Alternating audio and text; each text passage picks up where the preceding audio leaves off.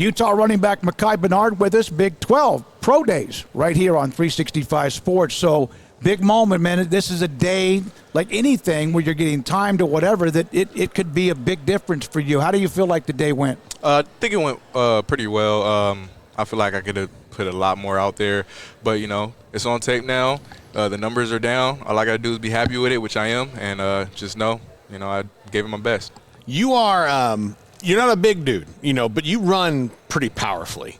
How did you develop that in spite of like Taj Brooks down there, a bigger guy than you? You've got some guys that are bigger, but you're not the scat back type. You take on yards, one cut and go, all those things pretty well. How did you develop that over time? Got to give a huge shout out to my running back coach, Quinton Ganther. He told me, hey, if you want to make it to the next level, it don't matter if you don't see a gap. Get 2 or 3 yards, and it's gonna translate into yards after contact and stuff like that. So I'm not looking for a big play.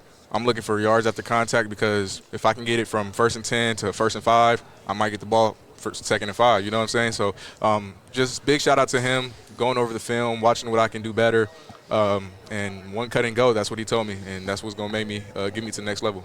I know as far as team probably goals, you guys did not hit where you wanted to hit, but how good did that feel to be healthy and to play all season long after what you dealt with the year prior, and just be able to kind of be out there and do your thing? How good that feel to be back in full strength? It felt pretty good. In the beginning of the season, we didn't know who the guy was going to be. Yeah. And, I kept telling myself, I'm going to be the guy. I'm going to be the guy.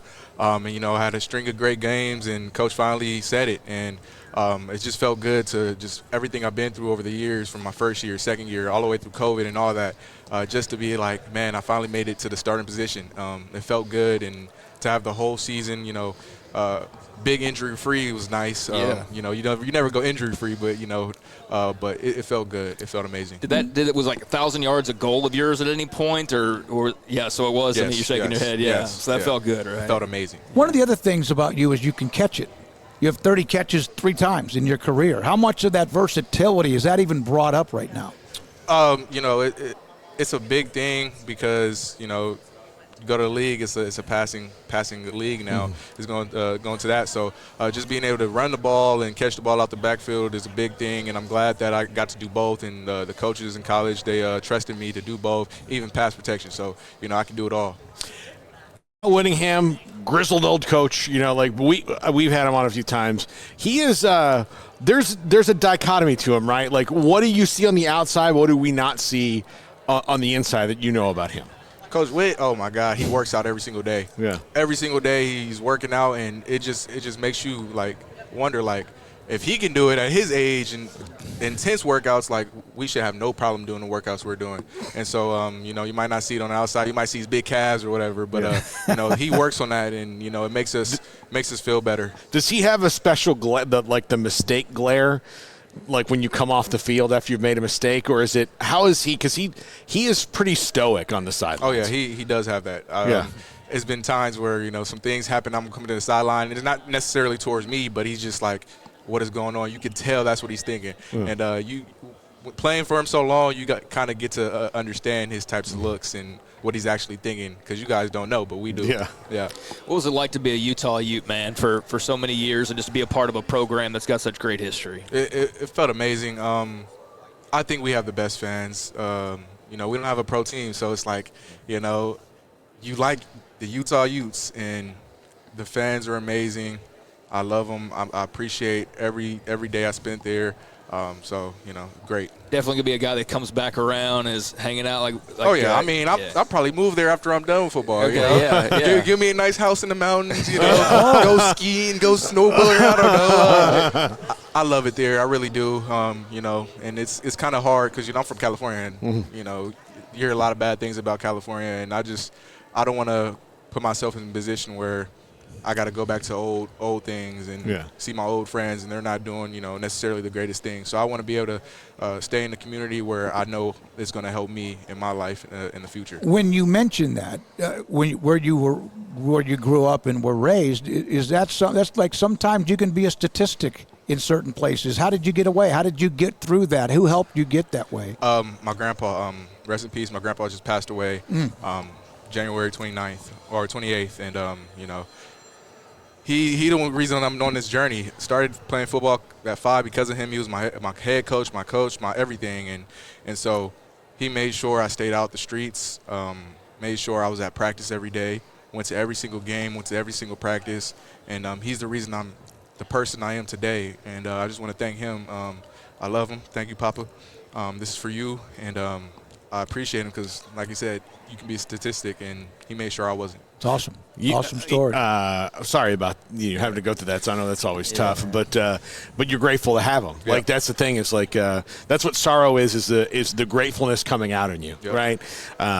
That's an amazing story. That's really good. I hate to follow up with like a kind of a random football question, but Cam Rising like went through a lot. He did. What did that mean to you guys to see him fighting through to try to be the guy? And I know it might have like handcuffed you at times, like looking to the future and what's going to be week to week, but also watching him fight back from what happened to him. You came over him some injuries too. What does that mean to a team to see a guy that is fully bought in to being the quarterback at Utah? That's our dog, man. I mean, we love Cam.